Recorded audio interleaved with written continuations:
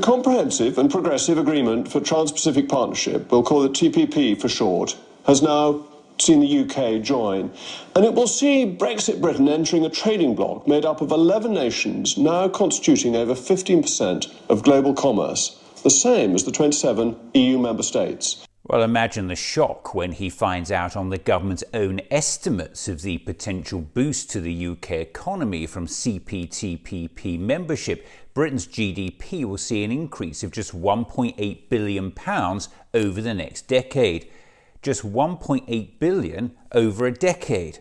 To put that into context, the Centre for Economic Reform claims the government has lost out on £40 billion in taxes because of the damage done to the country's output by leaving the European Union.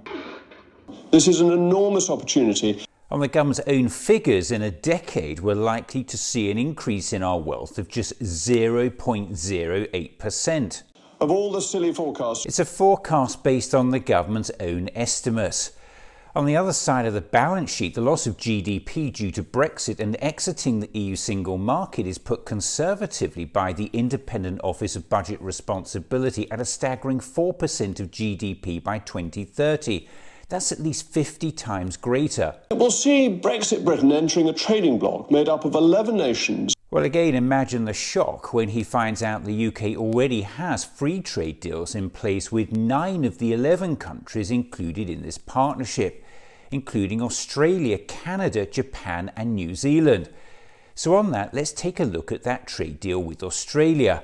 Listen to former Environment Secretary George Eustice addressing the House of Commons in November last year. I was in the Cabinet in 2021, and I was in this Cabinet subcommittee that argued over the Australian trade deal. For yes, there were deep arguments and differences over how we should approach this.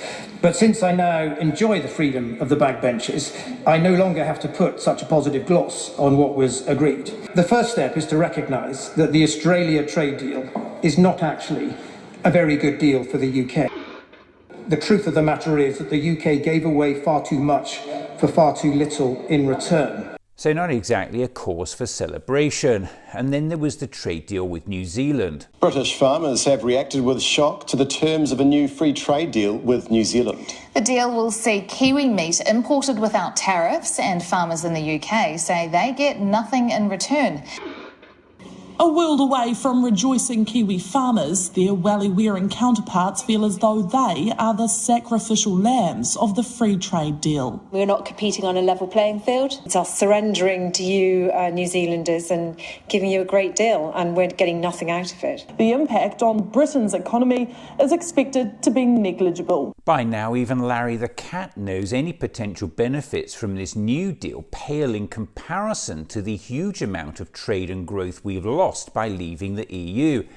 Ever get the impression we're all being taken for fools? And it wouldn't be the first time. Can you list the Brexit benefits that common people have received so far, and what further benefits will common people receive in the next 12, 18, 24 months? Well, the British people as a whole have received the advantage of the vaccine, which was a pretty big and early benefit of Brexit. It was, of course, complete bollocks. EU legislation enacted into British law already allowed countries to temporarily authorise vaccines without waiting for approval from the EMA.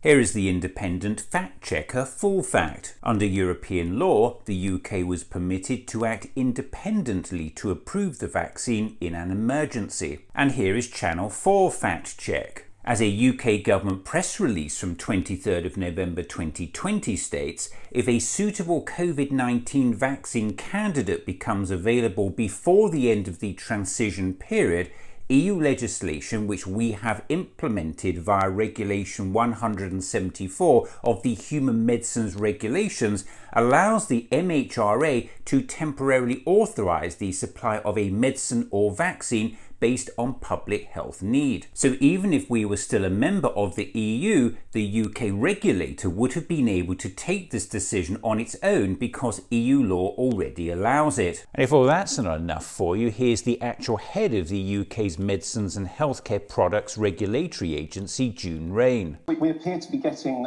authorisation for this vaccine ahead of our friends in Europe. I was just wondering, does the fact that the UK is no longer part of the EU, did that make any difference to the speed with which you were able to complete your authorisation?